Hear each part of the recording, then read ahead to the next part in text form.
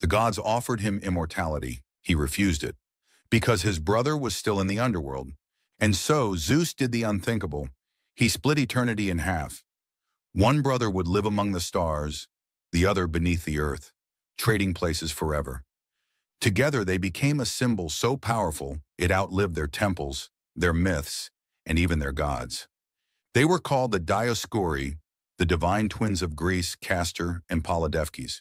Their story begins like a legend and ends like a revelation. Castor, son of Leda and the mortal king Tyndareus, was born under the sign of earth and water. Polydefkis, son of Zeus, was born of light. One bound to the world, the other born from the heavens, yet they were twins. Two lives sharing one soul. When Castor fell in battle, Polydefkis could have joined the gods forever, but he could not bear eternity without his brother. He fell to his knees before Zeus and said, "If my brother must die, then let me die too. If I must live, then let him live with me." Zeus, moved by this devotion, offered them a miracle. They would not be divided by death. Each day one would dwell among the immortals, and the other in Hades, and then they would switch. Neither fully mortal, neither fully divine. They became the rhythm of the cosmos itself, day and night, life and death, descent and ascent. To the philosophers, this myth was not about family, it was about consciousness. Castor was the mortal soul, the reasoning mind that lives, suffers, and forgets. Polydefkis was the immortal spark, the divine intellect that remembers. Together they were the human condition, half divine, half earthbound. The ancients taught that every soul contains these two brothers. One part lives in matter, building, struggling, aging. The other watches from beyond, eternal and uncorrupted. And like the Dioscuri, the two must learn to share the same destiny. Every time you fall into confusion or despair, the mortal Castor has taken over. Every time you awaken to clarity or intuition, the immortal Polydefkis has risen to guide you. You are both, one who forgets and one who remembers. Sailors prayed to them in tempests.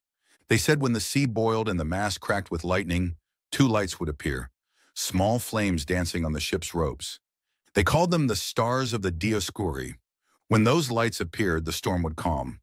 To the mystics, this wasn't meteorology, it was theology. The sea represented the chaos of the soul, the tempest of human passion. The lights of the Dioscuri were illumination, the divine intellect descending to rescue the mortal mind from drowning.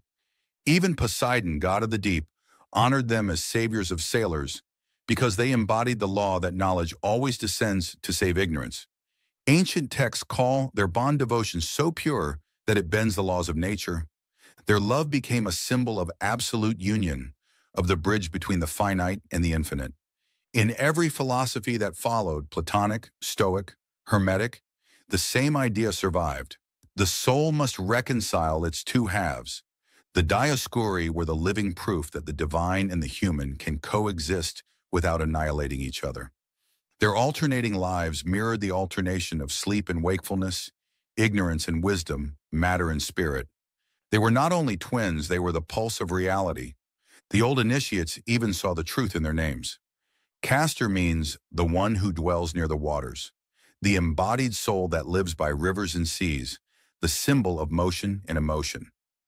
Polydefkis means sweet and radiant, the luminous mind that guides through harmony and intellect. And just as Leto gave birth to Artemis and Apollo, Leda gave birth to Castor and Polydefkis. The same pattern repeated, one mother divine, the other mortal, one pair celestial, the other terrestrial. The Greeks saw in this a cosmic mirror, heaven and earth producing twin manifestations of the same eternal law. Different realms, same essence. One gives birth to the gods of light, the other to the heroes of consciousness. Castor's mortality represented the part of us that must die, the part trapped in cycles of ignorance, fear, and attachment. When he was struck down, Polydefkis' grief symbolized the awakening of divine compassion within us, the refusal to abandon our lower self. So the divine descends again and again into matter to redeem its brother, just as Polydefkis descended into Hades to share Castor's fate. This descent is not punishment, it's love in motion. The same motion that brings dawn after night, spring after winter, remembrance after forgetting. Every soul repeats the Dioscuri pattern until it learns to unite its mortal and immortal sides. When Polydefkis rises to the heavens, he carries Castor with him. This ascent symbolizes the mind remembering its divinity, the moment of knowing when the human realizes it was never merely human. The Greeks called this the firm establishing of the soul in the celestial order.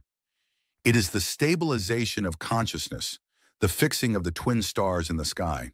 From then on, the Dioscuri became guardians of the sailors, guides of the lost, and symbols of resurrection.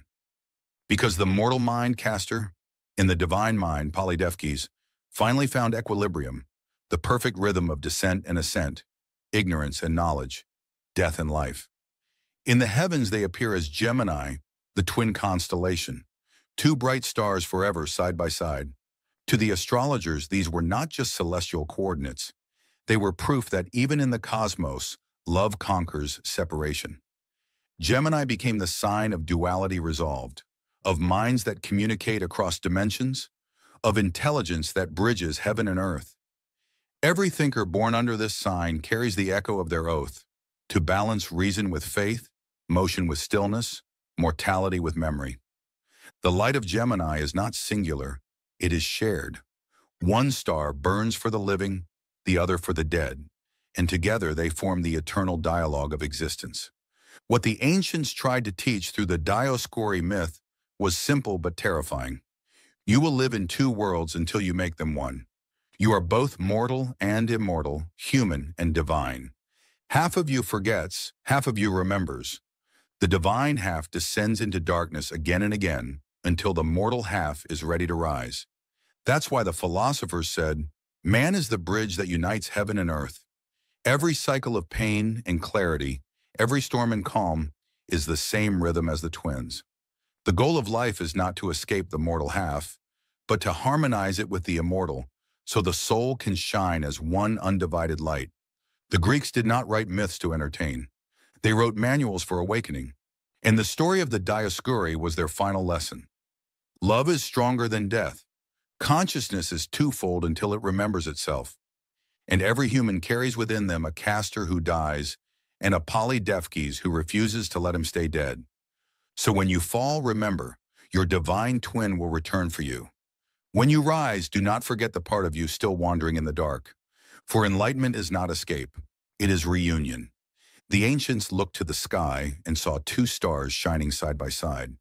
Not gods, not men, two brothers, two halves of the same eternal light, and they whispered their names, Castor and Polydefkis.